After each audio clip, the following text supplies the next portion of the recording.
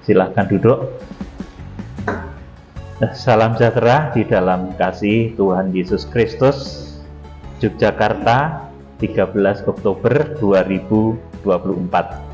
Saya akan menyampaikan pembukaan rahasia firman yang saya beri tema bait suci yang palsu.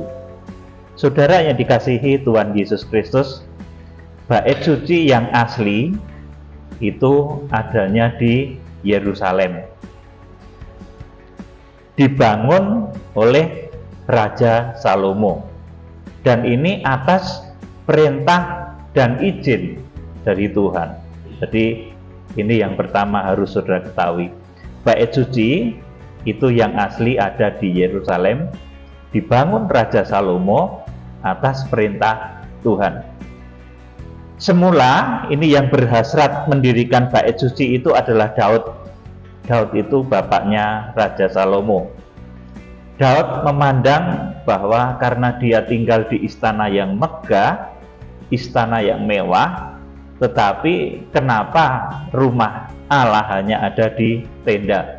Bisa dibaca di 2 Samuel pasal 7 ayat yang kedua. Jadi Daud menyadari dia tinggal di istana mewah, tapi kenapa kalau bertemu dengan Tuhan harus berada di satu tempat yang sederhana, berada di tenda atau tenda tabernakel sebelum dibangun bait suci itu. Kemudian hasrat baik dari Raja Daud ini tidak terlaksana, saudaraku, sebab Daud banyak menumpahkan darah dan dosa. Meskipun dari banyak segi, Raja Daud adalah orang yang dikenan oleh Tuhan.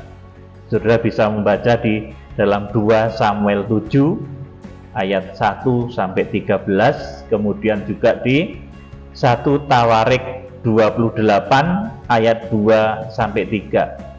Jadi bait suci itu didirikan di Yerusalem.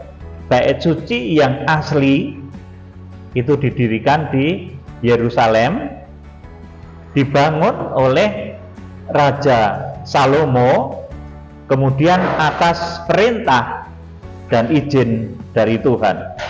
Jadi ini bait suci yang asli, ya saudaraku. Jadi segala sesuatu itu ada yang asli. Bait suci yang asli itu didirikan di Yerusalem, dibangun oleh Raja Salomo dan atas perintah Tuhan.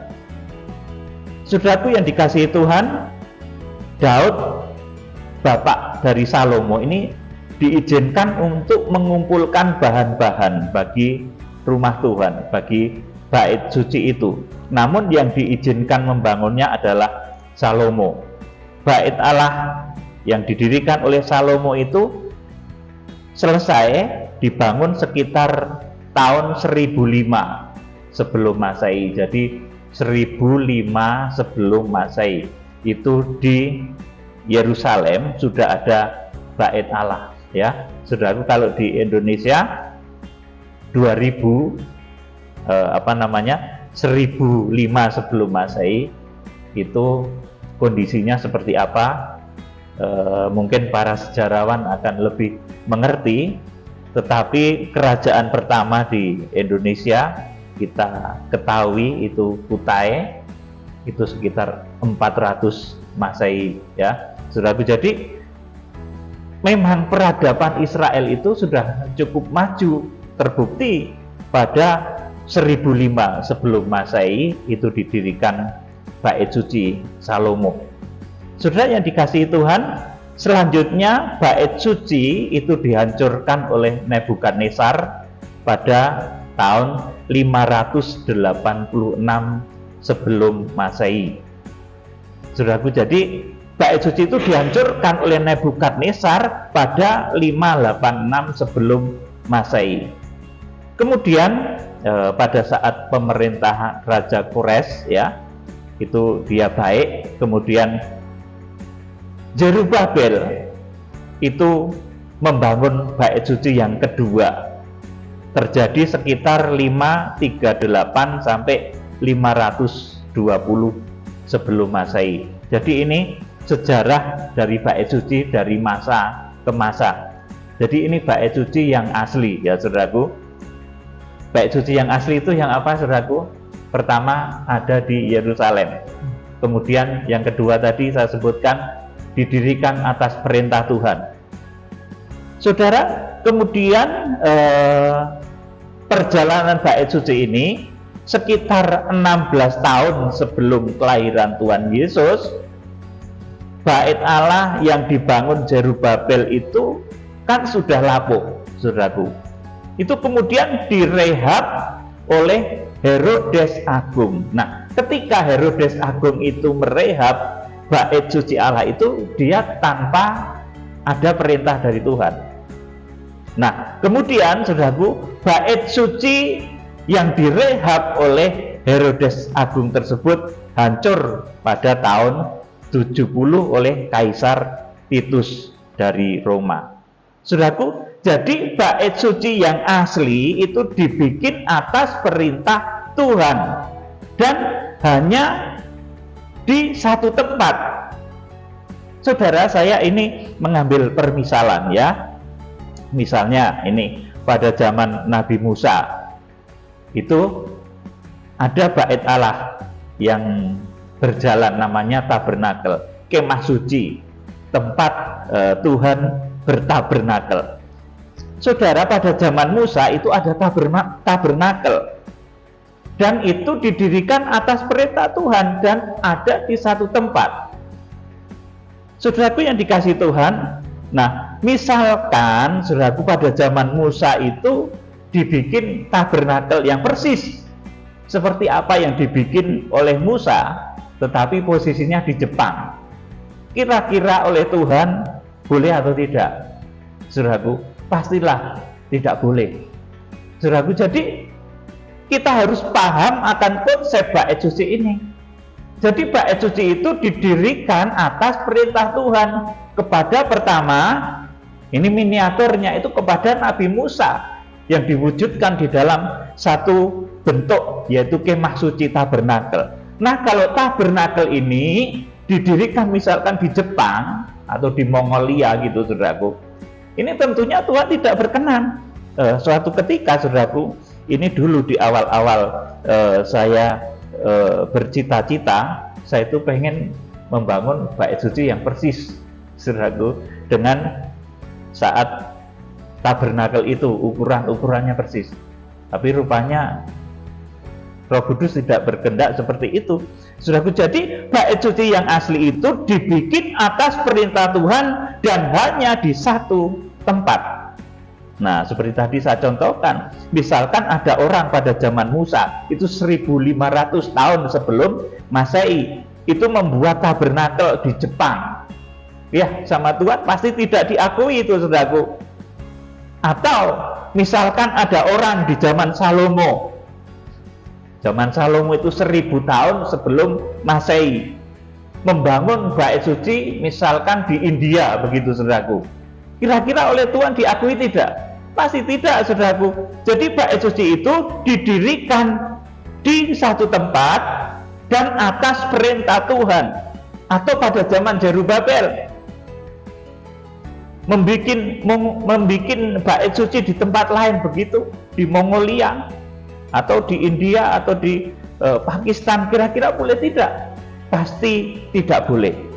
Jadi saudaraku, intinya segala sesuatu yang palsu itu kadang ada gunanya, tetapi kadang juga merusak. Ya saudaraku, perhatikan baik-baik. Segala sesuatu yang palsu itu kadang ada gunanya, tetapi kadang malah merusak. Saudara yang mulai umurnya di atas 40 atau 50, gigi palsu itu berguna ya saudaraku, supaya bisa mengunyah makanan dengan baik. Saudaraku, mungkin saudara yang buta, ini rambut palsu juga berguna saudaraku. Tetapi kalau nabi palsu itu berguna tidak saudaraku? Nabi palsu juga berguna saudaraku, tetapi untuk menggenapi kitab suci pada bagian-bagian yang negatif. Saudaraku, jadi segala sesuatu yang palsu itu kadang ada gunanya juga, seperti gigi palsu itu ada gunanya, saudaraku. Rambut palsu ada gunanya, saudaraku. Kemudian mungkin spare part palsu di mobil ataupun di sepeda motor itu ada gunanya juga. Tetapi kalau digunakan, saudaraku, tidak akan efisien. Nah, saudaraku, demikian pula dalam hal bait suci, saudaraku. Nanti ini akan saya terangkan mendalam, saudaraku. Saya hendak memberitahu saudara bahwa tidak ada perintah pembangunan bait suci yang ketiga. Namun bangsa Israel, bangsa Yahudi itu ingin mendirikan bait suci yang ketiga. Herodes itu bahkan juga merehab bait suci yang dulu dibangun oleh Zerubabel, itu direhab mewah, tetapi itu tanpa perintah dari Tuhan. Bahkan selanjutnya, saudaraku, apabila dilanjutkan dan bait Allah yang ketiga itu jadi, maka yang akan duduk di dalamnya adalah pendurhaka, keji, atau si antikris, seperti tertulis di dalam 2 Tesalonika pasal 2 ayat 1 sampai yang keempat. Saudara, saya ulangi lagi ya. Jadi segala sesuatu yang palsu, gigi palsu berguna, rambut palsu berguna, spare part palsu berguna, saudaraku. Nabi palsu berguna, tapi untuk menggenapi hal yang negatif. Di dalam kitab Wahyu, nanti Wahyu pasal 13 itu muncul sosok yang disebut sebagai nabi palsu. Saudara yang dikasihi Tuhan Yesus Kristus, saya akan memberitahu saudara, tidak ada perintah pembangunan bait suci yang ketiga. Herodes merehab bait suci juga tidak diperintah oleh Allah. Bahkan bila dilanjutkan dan nanti bait suci yang ketiga itu jadi betulan, maka yang akan duduk di dalamnya adalah antikris atau pembinasa, keji. Nanti saudara akan saya beritahu ciri bait suci yang asli dan ciri bait suci yang palsu. Yang dikatakan oleh Tuhan, bait suci yang palsu itu suasananya seperti sarang penyamun. Sarang penyamun itu apa, saudaraku? Tempat merampok, saudaraku, sesuatu yang mengerikan. Kita akan baca dahulu. Ini kalau bait suci yang ketiga yang digadang-gadang oleh bangsa Yahudi dan Israel itu didirikan, nanti yang akan berdiri di dalamnya itu antikris. 2 Tesalonika 2 ayat 1 sampai 4. Pak Nendra dibaca. 2. Tentang kedatangan Tuhan kita Yesus Kristus dan terhimpunnya kita dengan Dia, kami minta kepadamu, saudara-saudara, supaya kamu jangan lekas bingung dan gelisah, baik oleh ilham roh maupun oleh pemberitaan atau surat yang dikatakan dari kami, seolah-olah hari Tuhan telah tiba. Terus, janganlah kamu memberi dirimu disesatkan orang dengan cara yang bagaimanapun juga. Sebab sebelum hari itu haruslah datang dahulu murtad, dan haruslah dinyatakan dahulu manusia durhaka yang harus binasa. Ya, jadi sebelum kedatangan Tuhan itu harus muncul dahulu, harus dinyatakan dahulu manusia durhaka, antikris. Jadi 42 bulan sebelum Tuhan Yesus Kristus datang, atau 1260 hari sebelum Tuhan Yesus Kristus datang, itu akan dinyatakan dahulu antikris yang akan berdiri, yang akan menguasai bait suci yang lahiriah. Ayat 4, yaitu lawan yang meninggikan diri di atas segala yang disebut atau yang disembah sebagai Allah. Bahkan ia duduk di bait Allah dan mau menyatakan diri sebagai Allah. Iya, jadi antikris itu nanti duduknya jangan kira di satu tempat yang nampak jahat begitu, saudaraku, duduk di bioskop dugem. Tidak, saudaraku, antikris itu nanti duduknya di bait Allah. Makanya akan banyak orang yang terperdaya di akhir zaman itu, saudaraku. Tetapi bait Allah yang apa? Bait Allah yang lahiriah, bait Allah yang palsu, saudaraku. Tuhan Yesus bahkan dari apa yang diajarkan oleh Tuhan, bahkan mulai dari datangnya Yohanes Pembaptis, yang Yohanes Pembaptis itu sebetulnya itulah yang diutarakan di dalam kitab Nabi Maleakhi sebagai Elia yang turun dari surga. Menjelang hari Tuhan itu, Tuhan akan mengutus Elia turun. Nah, orang Israel nggak mau percaya kalau itu ternyata Yohanes Pembaptis, dan Tuhan Yesus menegaskan, ini loh orangnya, Yohanes Pembaptis inilah yang sebetulnya dimaksud sebagai Elia yang turun itu. Tetapi kerajaan surga diserong. Orang Israel nggak mau percaya akan hal tersebut. Akibatnya mereka terus mempertahankan tentang prinsip-prinsip bait Allah jasmani, yang pada akhirnya mereka ingin membangun bait Allah yang ketiga. Dan di puncak pembangunan bait Allah yang ketiga itu nanti setelah jadi adalah antikris yang akan duduk di sana. Saudaraku yang dikasihi Tuhan, Tuhan Yesus menyuruh merombak konsep bait Allah jasmani itu menjadi bait Allah sejati atau kemah sejati. Kemah sejati itu menunjuk kepada apa, saudaraku? Menunjuk kepada orang-orang yang selamat, yang layak masuk surga. Menunjuk kepada orang-orang yang percaya kepada Tuhan Yesus Kristus. Kemah sejati itu kemudian juga menunjuk diri kita masing-masing yang hidup dipenuhi oleh Roh Kudus. Jangan menggunakan badan ini untuk hal-hal yang negatif. Ya, saudaraku, memang ini pengajaran yang dalam, saudaraku. Makanya, saudaraku, orang-orang yang bisa menangkap hal-hal semacam ini adalah orang-orang pilihan. Jadi Tuhan Yesus itu menyuruh merombak konsep bait Allah jasmani itu menjadi bait Allah atau kemah sejati. Kita akan membaca Yohanes pasal 2 ayat 13 sampai 22. Yohanes pasal 2 ayat 13 sampai 22. Ketika hari raya Paskah orang Yahudi sudah dekat, Yesus berangkat ke Yerusalem. Terus dalam bait suci didapatinya pedagang-pedagang lembu, kambing domba dan merpati, dan penukar-penukar uang duduk di situ. Terus ia membuat cambuk dari tali, lalu mengusir mereka semua dari bait suci dengan semua kambing domba dan lembu mereka. Uang penukar-penukar dihamburkannya ke tanah, dan meja-meja mereka dibalikannya. 16. Kepada pedagang-pedagang merpati ia berkata, ambil semuanya ini dari sini, jangan kamu membuat rumah Bapakku menjadi tempat berjualan. 17. Maka teringatlah murid-muridnya bahwa ada tertulis, cinta untuk rumahmu menghanguskan aku. Terus Orang-orang Yahudi menantang Yesus, katanya, tanda apakah dapat engkau tunjukkan kepada kami bahwa engkau berhak bertindak demikian?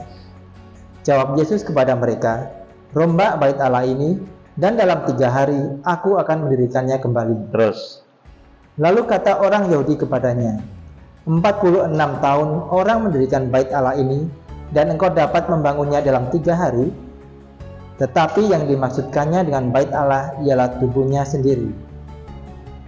Kemudian, sesudah ia bangkit dari antara orang mati, barulah teringat oleh murid-muridnya bahwa hal itu telah dikatakannya, dan mereka pun percayalah akan kitab suci dan akan perkataan yang telah diucapkan Yesus. amin. Ketika Tuhan Yesus menyucikan bait suci dan berkata, rombak bait Allah ini dan aku akan membangunnya di dalam 3 hari. Padahal bait Allah itu begitu megah, saudaraku, yang dibangun, direhab oleh Herodes Agung tadi. Dan lama merehab bait Allah itu sekitar 46 tahun, 16 tahun sebelum Tuhan Yesus lahir. Nah, Tuhan berkata demikian ini, umur Tuhan sekitar 30 tahun, saudaraku. Saudara yang dikasihi Tuhan, di dalam ayat ini Tuhan Yesus mengajar bahwa bangunan fisik itu tidak terlalu penting untuk kerajaan surga. Perhatikan ini baik-baik. Bangunan fisik itu tidak terlalu penting untuk kerajaan surga. Bisa saja, saudaraku, orang yang kaya raya, miliarder itu membeli bangunan mewah dan besar dalam waktu sehari. Saudaraku, nah kalau saya gini kan, misalkan untuk tempat ibadah saja harus kontrak, saudaraku. Tetapi untuk orang-orang tertentu, orang-orang yang berduit banyak, konglomerat yang uangnya triliunan itu membeli tempat untuk beribadah, misalkan untuk 5.000 orang itu sehari bisa. Saudaraku, sehari bisa jadi, saudaraku. Jadi intinya apa toh di sini? Bahwa bangunan fisik itu tidak penting, tidak terlalu penting untuk kerajaan surga. Orang yang kaya raya itu bisa membeli bangunan mewah dan besar dalam waktu 1 hari. Saudaraku, tetapi yang paling penting di sini adalah perubahan menuju kepada proses penyalipan daging dan bangkit menjadi manusia rohani. Itu jauh lebih penting. Jadi, saudaraku, bangunan jasmani itu tidak terlalu penting, tetapi yang lebih penting adalah perubahan menuju kepada proses penyalipan hawa nafsu daging dan bangkit menjadi manusia ilahi. Ini jauh lebih penting. Inilah bait Allah yang sejati. Saudaraku, Tuhan Yesus bisa menuntaskan pembangunan manusia spiritualnya itu di dalam 3 hari. Jadi dia mati kemudian bangkit itu selama 3 hari. Tetapi manusia pada umumnya untuk menyalipkan keinginan dagingnya, keinginan hawa nafsunya, saudaraku, nafsu berbohong, nafsu amarah, nafsu iri, nafsu cabulnya itu, untuk menyalipkan hawa nafsu itu dibutuhkan waktu bertahun-tahun. Saudaraku, jadi kalau Tuhan Yesus itu menuntaskan pembangunan bait Allah spiritualnya, bait Allah, kemah sejatinya di dalam 3 hari, tetapi manusia biasa akan butuh proses yang lama. Bahkan orang-orang Farisi dan ahli kitab itu sebetulnya termakan atau tersindir oleh kata-katanya sendiri.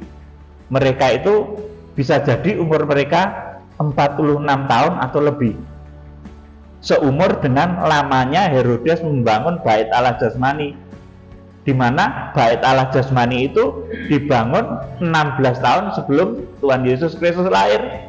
Nah, ketika Tuhan Yesus ngomong di dalam Injil Yohanes tadi, itu umur Tuhan Yesus sudah 30 tahun. Saudaraku, jadi 46 tahun dihitung sama orang Farisi itu, saudaraku. 46 tahun orang membangun bait Allah. Bisa jadi umur orang-orang Farisi dan ahli kitab itu sudah 46 tahun, seumur dengan lamanya Herodes membangun bait Allah jasmani. Namun sifatnya meskipun tuwek, saudaraku, 46 tahun lebih, sifatnya tidak berubah. Karakternya itu bengis, wataknya itu kejam, karakternya masih cabul. Makanya saudara temui di mana-mana banyak orang yang terjatuh dalam hal ini. Katanya pemimpin rohani tapi cabul, katanya pemimpin spiritual tapi cabul. Saudaraku, dalam dirinya masih penuh dengan keserakahan. Akhirnya saudaraku menyalahgunakan berkat. Dalam dirinya masih penuh hawa nafsu. Jadi saudaraku, sebetulnya orang-orang Farisi dan ahli kitab yang berkata 46 tahun orang membangun bait Allah itu sebetulnya menyindir, memakan dirinya sendiri. Umur mereka itu sudah 46 tahun lebih, 50 tahun lebih, tapi masih saja sifatnya itu tidak berubah. Sifat bengis, sifat kejam, sifat cabul, sifat serakah, penuh hawa nafsu. Nah, kalau Tuhan Yesus 3 hari bisa menuntaskan proses menjadi manusia baru, menjadi bait Allah sejati. Tetapi orang-orang Farisi itu wis tuwek, saudaraku, masih saja jahat, omongannya elek-elek. Saudaraku, saya itu kadang prihatin kalau melihat atau mendengar orang wis tuwek, saudaraku, omongannya jahat, omongannya elek, omongannya cabul, saudaraku, omongannya penuh intimidasi, omongannya penuh hujatan. Saudara, hindari ya itu. Kalau ingin menjadi orang-orang pilihan yang nanti di akhir zaman itu diselamatkan oleh Tuhan dengan cara diungsikan ketika masa antikris tiba, atau kalau bisa diangkat atau harpaso ketika masa antikris tiba. Saudara, lalu seperti apa suasana bait Allah kemah sejati dan bagaimana suasana bait suci yang palsu. Saya akan terangkan. Jadi ada bait Allah, kemah sejati itu suasana ada. Seperti apa itu ada. Kemudian suasana bait suci palsu itu juga ada. Nanti saya terangkan sebentar, saudaraku. Kita akan membaca dulu ini tentang bait Allah atau kemah sejati. Ibrani pasal 8 ayat 1 sampai 6. Dibaca, Pak Nendra. Inti segala yang kita bicarakan itu ialah kita mempunyai imam besar yang demikian, yang duduk di sebelah kanan tahta yang maha besar di sorga, dan yang melayani ibadah di tempat kudus, yaitu di dalam kemah sejati yang didirikan oleh Tuhan dan bukan oleh manusia. Iya. Tuhan Yesus itu dia imam besar yang melayani kemah sejati yang didirikan oleh Tuhan bukan oleh manusia. Ini wujudnya nanti kitab Wahyu pasal yang keempat suasananya. Kemudian ayat yang ketiga.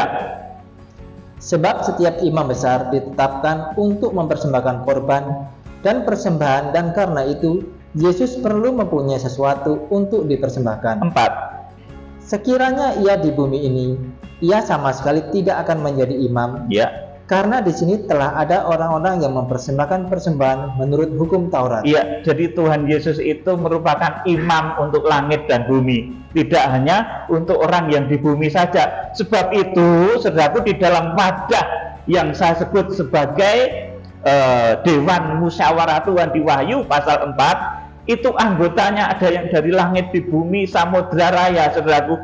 Tuhan itu imam besar atas langit dan bumi. Sebab sekiranya hanya di bumi saja, ia tidak bisa menjadi imam besar langit dan bumi. Terus, pelayanan mereka adalah gambaran dan bayangan dari apa yang ada di sorga, sama seperti yang diberitahukan kepada Musa ketika ia hendak mendirikan kemah.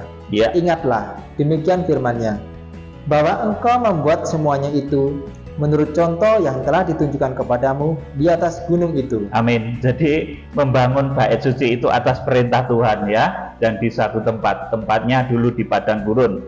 Itu bait Allah yang berjalan atau moving temple ya. Sudah kemudian dibangunlah bait suci Salomo, bait suci Zerubabel, dan selanjutnya ayat 6. Tetapi sekarang ia telah mendapat suatu pelayanan yang jauh lebih agung, karena ia menjadi pengantara dari perjanjian yang lebih mulia, yang didasarkan atas janji yang lebih tinggi. Amin. Saudaraku, suasana dari bait Allah sejati yang dibangun bukan oleh tangan manusia, tetapi dibangun oleh Tuhan.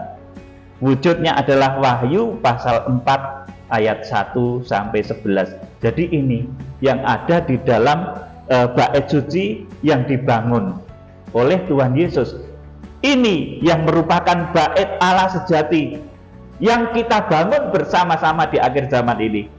Saudaraku, jadi kalau ada arus pembangunan bait suci yang ketiga, saudara mungkin disodori gitu ya. Ayo, ini kita akan mendukung bangsa Israel akan membangun bait Allah yang ketiga. Saudara ikut enggak, saudaraku? Saudara, yang diperintah Tuhan bukan itu, saudaraku. Nanti dalam kegerakan kuda putih, kita akan menjangkau Israel untuk mengingatkan hal ini, bahwa yang harus dibangun di akhir zaman itu adalah bait Allah rohani, bukan bait Allah yang ketiga, yang dimana mereka pun sudah siapkan lembu merah yang akan disembelih, imam-imam Lewi, saudaraku sudah siapkan. Tapi nggak ada perintah untuk itu di dalam Alkitab. Saudaraku yang dikasihi Tuhan, dan kalau itu jadi, itu malah berbahaya. Saudaraku, nah nanti setelah kegerakan kuda putih itu kita akan memberitahu bahwa yang harus dibangun di akhir zaman itu adalah bait Allah rohani yang didirikan oleh Tuhan Yesus Kristus, yang wujudnya adalah Wahyu pasal 4 ayat 1 sampai 11, yang sering saya sebut sebagai Dewan Musyawarah Tuhan, di mana dulu zaman Ayub itu kalau Tuhan bertemu dengan anak-anaknya, saudaraku, yang disebut anak-anaknya itu ada malaikat, saudaraku, ada manusia dan lain sebagainya. Saudaraku, itu sowan gitu loh bahasa Jawanya gitu, menghadap Tuhan. Pada saat itu iblis masih bisa naik turun ya, Saudaraku, kita akan membaca Wahyu pasal 4 ayat 1 sampai 11. Ini suasana atau gambaran bait Allah yang dibangun oleh Tuhan Yesus Kristus, di mana kita pun terlibat, kita pun ada di dalamnya. Wahyu pasal 4 ayat 1 sampai 11. Kemudian daripada itu aku melihat, sesungguhnya sebuah pintu terbuka di surga, dan suara yang dahulu yang telah kudengar berkata kepadaku seperti bunyi sangkakala, katanya, naiklah kemari, dan aku akan menunjukkan kepadamu apa yang harus terjadi sesudah ini. Terus, segera aku dikuasai oleh Roh, dan lihatlah, sebuah tahta berdiri di surga, dan di tahta itu duduk seorang. Amin. Ini suasana bait suci. Itu Tuhan bertahta. Kalau dalam satu perkumpulan itu Tuhan ada buah-buah Roh Kudus, saudaraku. Tuhan ada, saudaraku, maka itu ciri dari bait suci. Saudaraku, jadi bait suci itu cirinya di sana Tuhan bertahta. Saudaraku, kemudian ayat yang ketiga.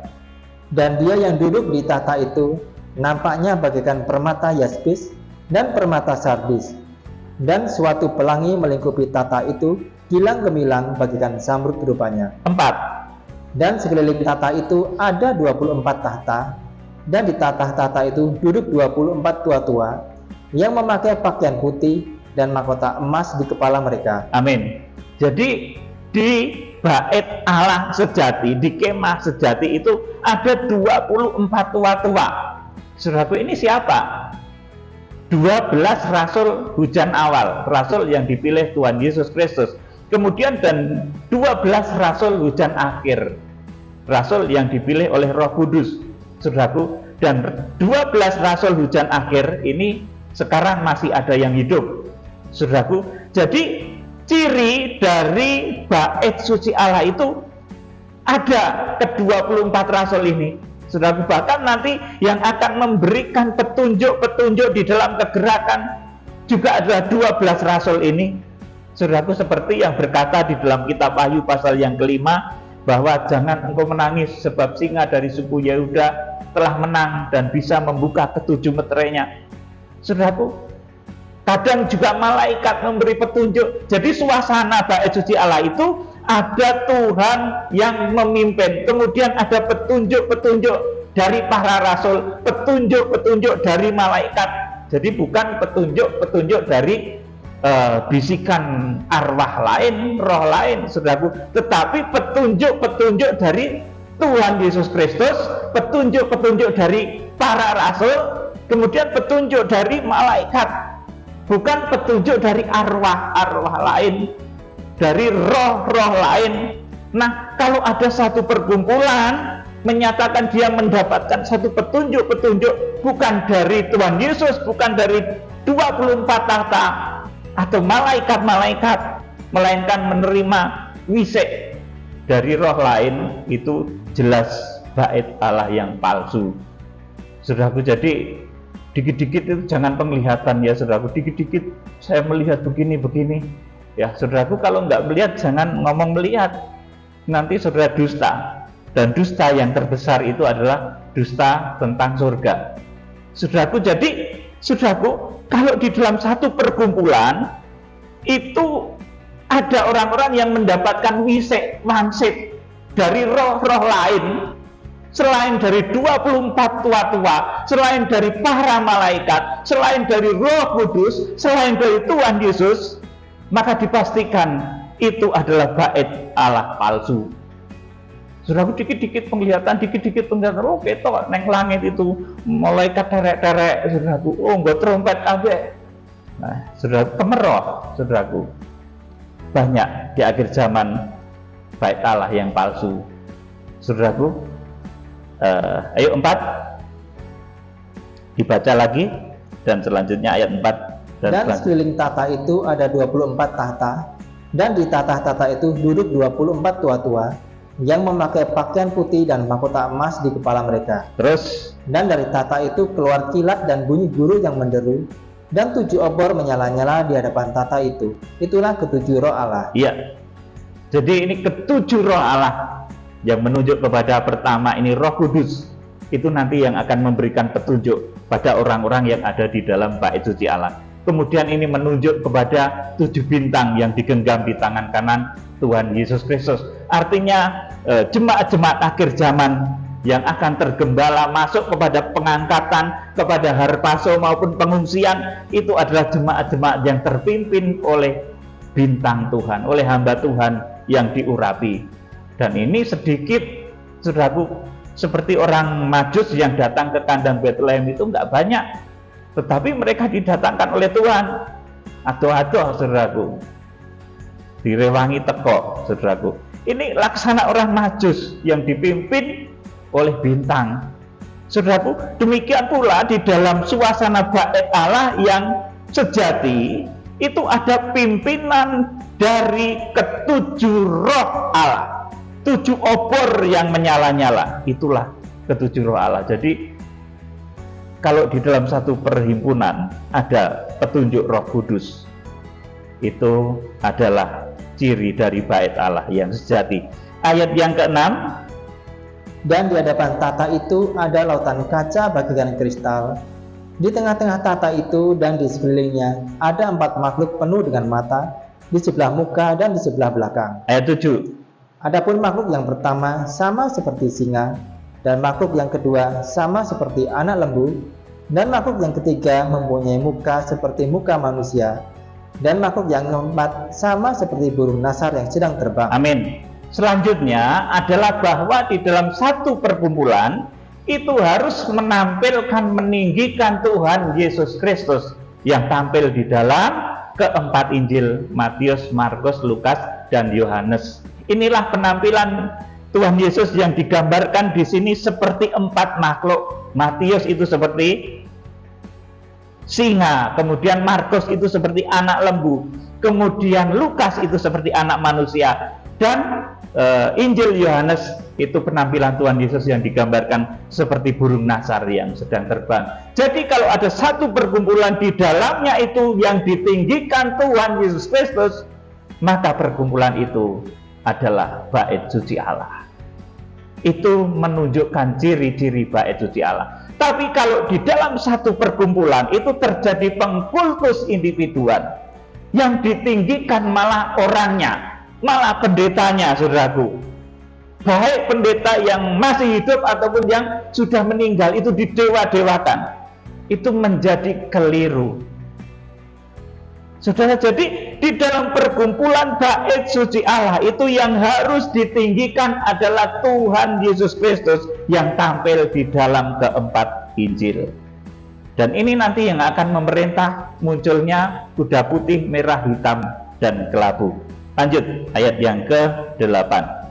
Dan keempat makhluk itu masing-masing bersayap 6, sekelilingnya dan di sebelah dalamnya penuh dengan mata, dan dengan tidak berhenti-hentinya mereka berseru siang dan malam, Kudus, kudus, kuduslah Tuhan, Allah yang Maha Kuasa, Terus yang sudah ada, dan yang akan datang. 9. Dan setiap kali makhluk-makhluk itu mempersembahkan puji-pujian dan hormat dan ucapan syukur kepada Dia yang duduk di atas tata itu dan yang hidup sampai selama-lamanya.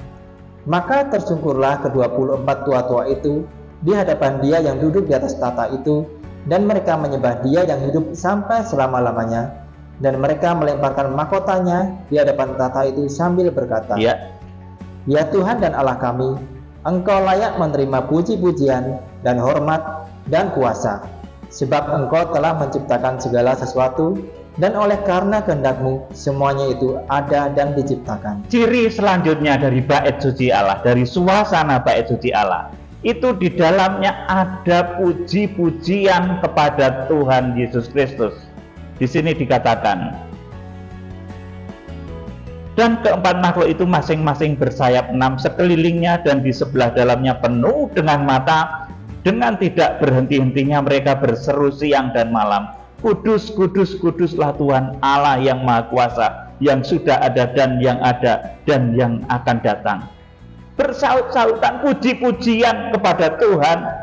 Jadi di bait Allah sejati itu penuh dengan puji-pujian kepada Tuhan, bukan penuh dengan puji-pujian kepada dunia.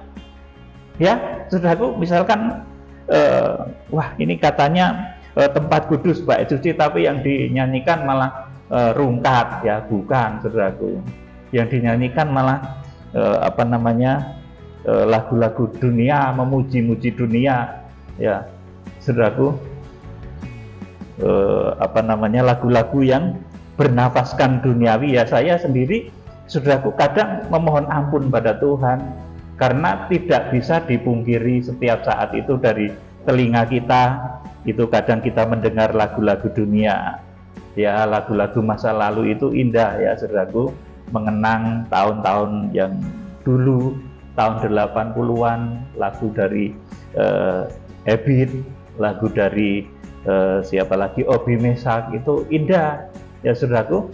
Kita tidak kemudian menyalahkan hal itu, saudaraku, tetapi saya akan memberitahu bahwa kalau di surga itu adanya adalah puji-pujian kepada Tuhan Yesus Kristus. Jadi pujian-pujian kepada hal-hal yang lain itu tidak ada, saudaraku. Pujian kepada kehebatan manusia, Bang SMS siapa, ini tidak ada, saudaraku, di surga itu kayak gitu, saudaraku. Atau mungkin lagu lain, saudaraku, tidak ada, saudaraku. Jadi di surga, di bait Allah yang sejati, ini belum surga, ya saudaraku. Wahyu pasal 4 itu belum surga. Surga baru di Wahyu pasal 21. Jadi di bait Allah sejati, bukan bait Allah yang palsu, itu yang ada full puji-pujian kepada Tuhan. Kalau di dalam satu tempat yang konon disebut bait suci, bait Allah, tetapi ternyata di dalamnya itu penuh dengan puji-pujian kepada dunia. Oh bukan, saudaraku, itu tidak memenuhi kriteria Wahyu pasal yang keempat. Sedangkan saudaraku, bait suci yang palsu, ini saya akan memberitahu saudara, yang disebut juga bait suci yang palsu itu disebut juga gereja palsu atau mempelai sundal Babel.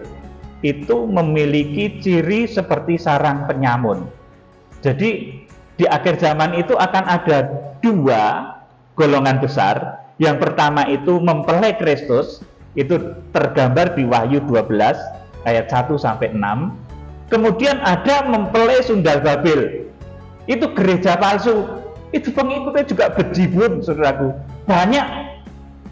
Dan ciri dari yang disebut sebagai gereja palsu atau mempelai sundal Babel itu memiliki ciri seperti sarang penyamun. Kita akan baca Matius pasal 21 ayat 12 dan 13. Ini ciri dari gereja palsu atau mempelai sundal Babel. Saudaraku, ayo coba dibaca. Lalu Yesus masuk ke bait Allah dan mengusir semua orang yang berjual beli di halaman bait Allah. Ia membalikan meja-meja penukar uang dan bangku-bangku pedagang merpati. Terus? Dan berkata kepada mereka, ada tertulis, rumahku akan disebut rumah doa, tetapi kamu menjadikannya sarang penyamun. Iya, sarang penyamun. Bait suci dijadikan menjadi sarang penyamun. Di sana ada wong dodolan akeh banget. Mau ke gereja itu malah sing dipikir dodolan. Saudaraku, mau beribadah itu yang dipikir malah roh jual beli.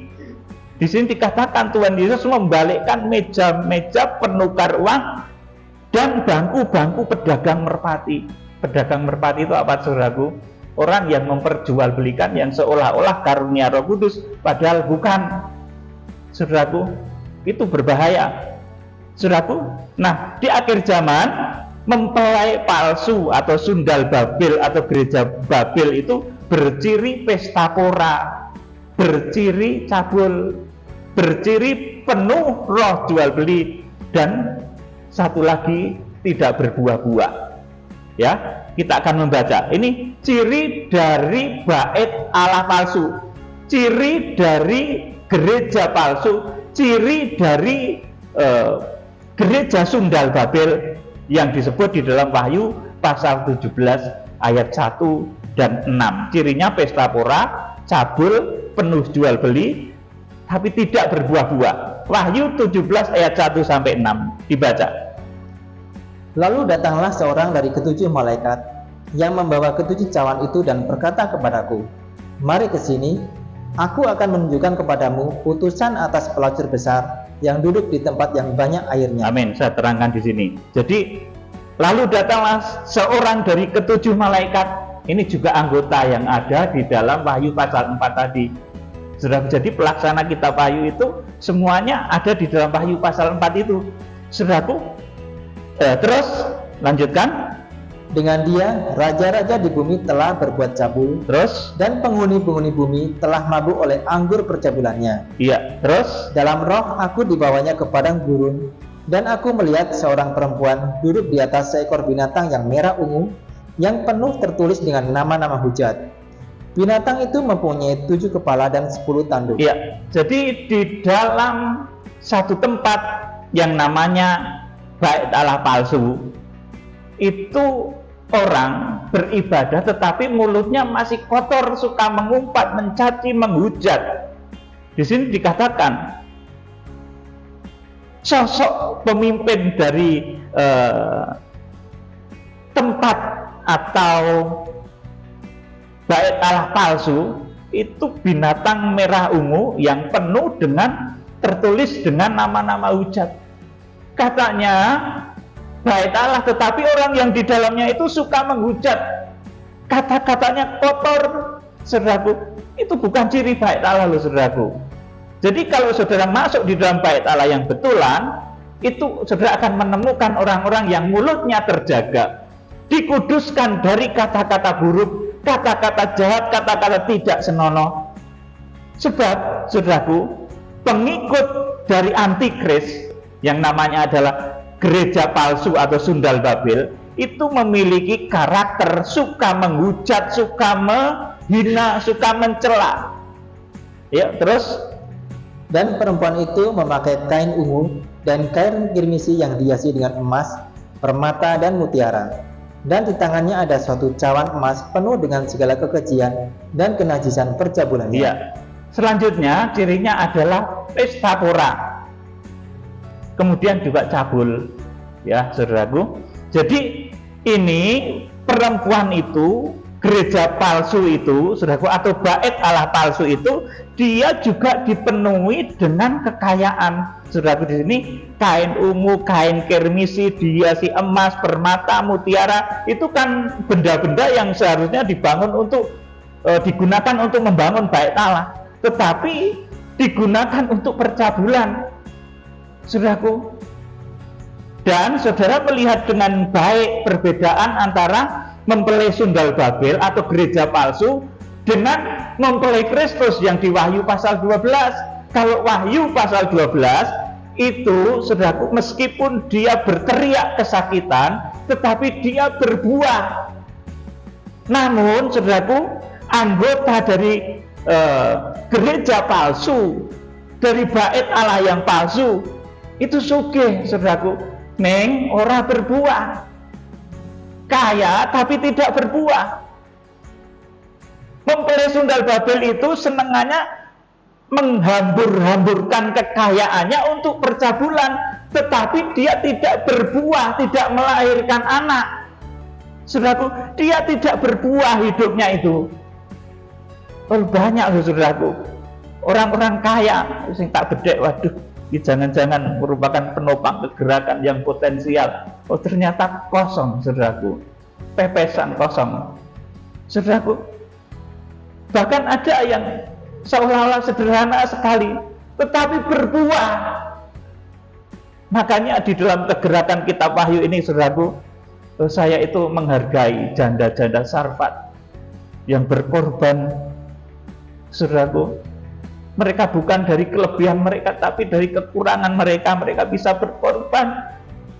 Sementara yang kelihatan mewah, penuh dengan kain kirmisi, penuh dengan emas, permata, yang tak kira itu, saudaraku, wah, jangan-jangan ini ya sosok mempelai Kristus, jebol utuh, saudaraku, mediterai loh, saudaraku, pelitera jamak, saudaraku, tidak berbuah untuk kerajaan surga.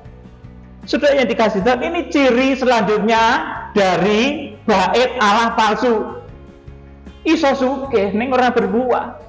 duwe kekayaan tapi malah untuk bercabul, saudaraku, untuk perbuatan cabul, tidak untuk pekerjaan Tuhan, tidak bisa berbuah. Kalau saudara melihat di Wahyu pasal 12, mempelai yang berpakaian matahari, bulan, dan bintang, itu bisa berbuah, melahirkan seorang anak laki-laki yang akan menggembalakan segala bangsa dengan gada besi. Tetapi mempelai sundal Babel yang merupakan penghuni bait Allah palsu itu tidak bisa berbuah.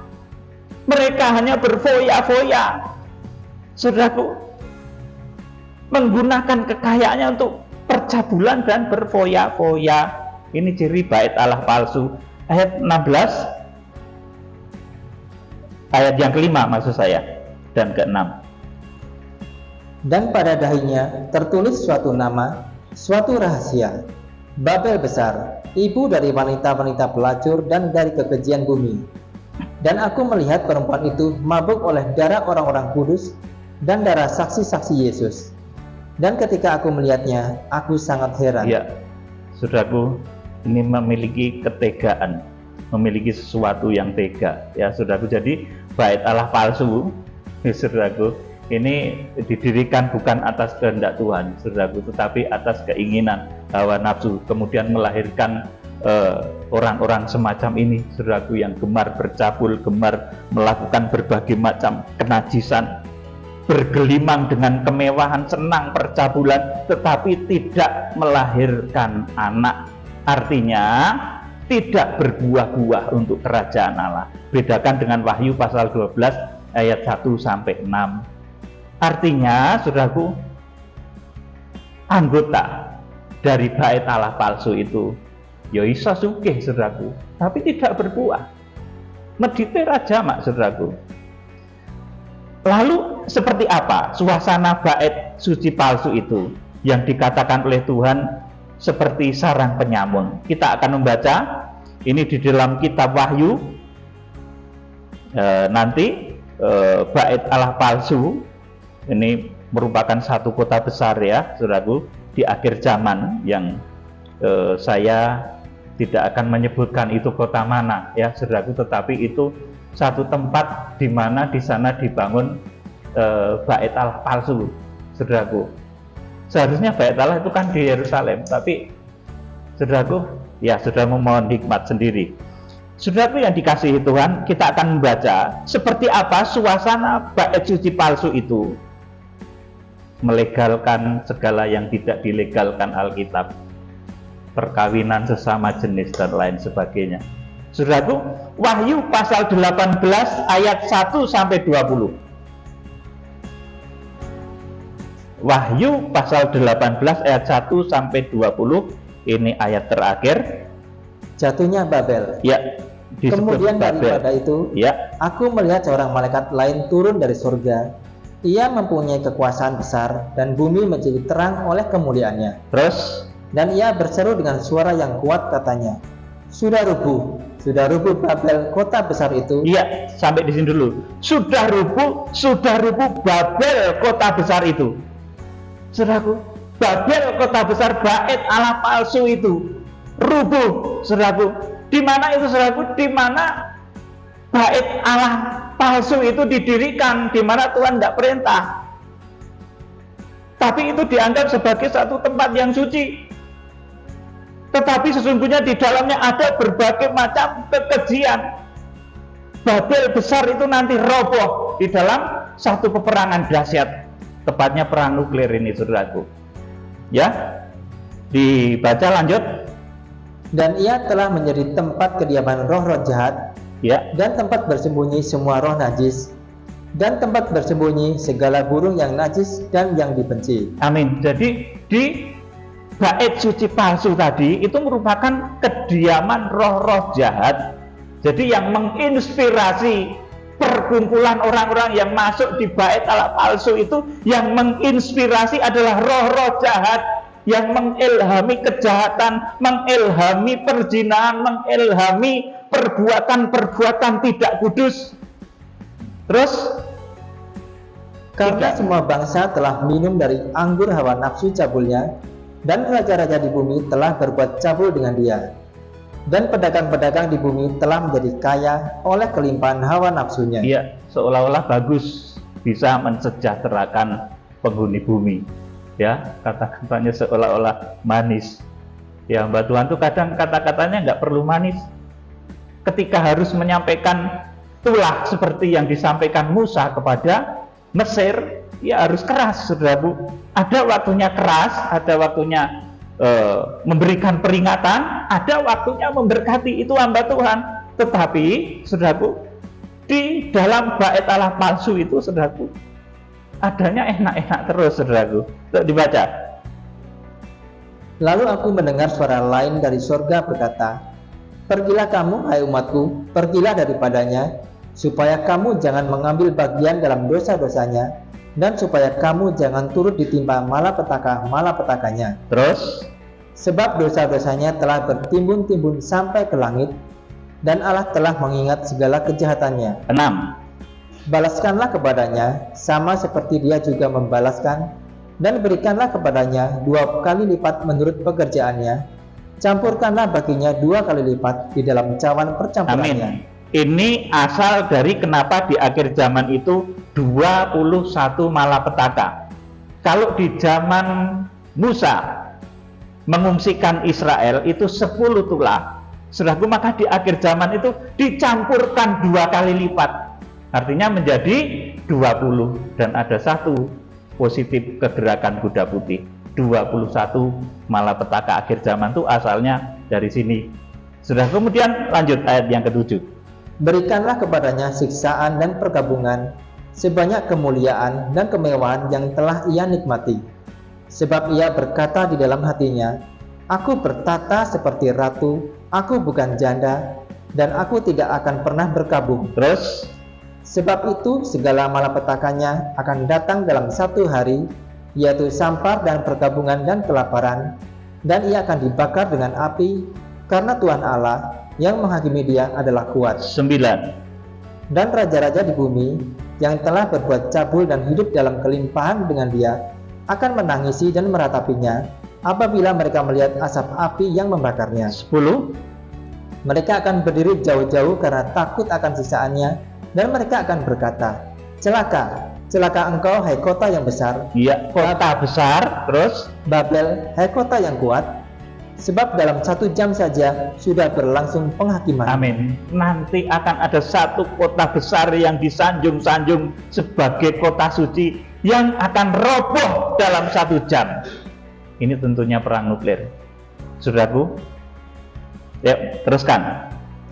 Dan pedagang-pedagang di bumi menangis dan berkabung karena dia, sebab tidak ada orang lagi yang membeli barang-barang mereka, yaitu barang-barang dagangan dari emas dan perak, Ya, permata dan mutiara, ya, dari lenan halus dan kain ungu, dari sutra dan kain kirmisi, pelbagai jenis barang dari kayu yang harum baunya, pelbagai jenis barang dari gading, pelbagai jenis barang dari kayu yang mahal, dari tembaga, besi, dan pualam. terus, Kulit manis dan rempah-rempah, wangi-wangian, mur dan kemenyan, anggur, minyak, tepung halus dan gandum, lembu sapi, domba, kuda dan kereta, budak dan bahkan nyawa manusia. amin. Kalau ketika Tuhan Yesus menyucikan bait suci Allah, yang diperjualbelikan cuma di sana penukar-penukar uang, merpati, lembu, kemudian kambing domba. Tetapi di sini berbagai macam keperluan hawa nafsu manusia.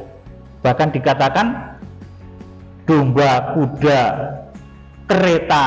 Nah, ini kereta itu menunjuk mobil-mobil mewah dan lain sebagainya. Kuda, domba itu mungkin menunjuk hal-hal yang lain, saudaraku. Kemudian budak, bahkan nyawa manusia.